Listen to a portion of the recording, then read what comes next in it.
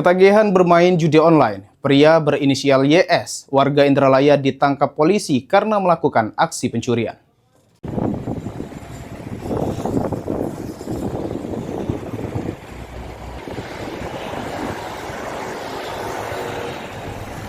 YS, warga Indralaya, kembali harus berurusan dengan pihak polisi karena melakukan aksi pencurian di sebuah rumah 10 Januari lalu.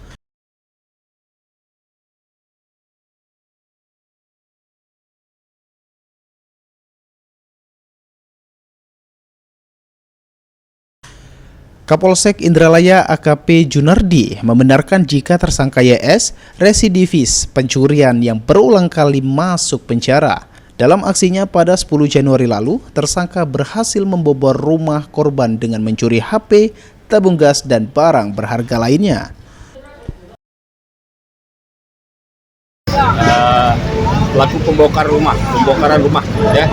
Jadi pada saat diamankan, kemudian diinterogasi, pelaku membenarkan ia melakukan tindak pidana, dan barang bukti yang diamankan yaitu HP dan tabung gas. Untuk ancaman pidana terhadap pelaku, kita sudah menerapkan undang-undang yang baru ya, 2023 477 KUHP.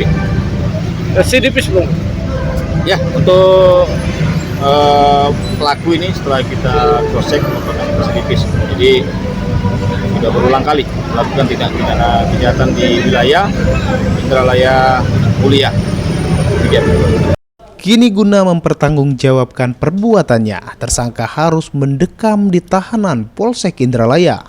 Tersangka dijerat dengan pasal 477 KUHP tentang pencurian dengan pemberatan.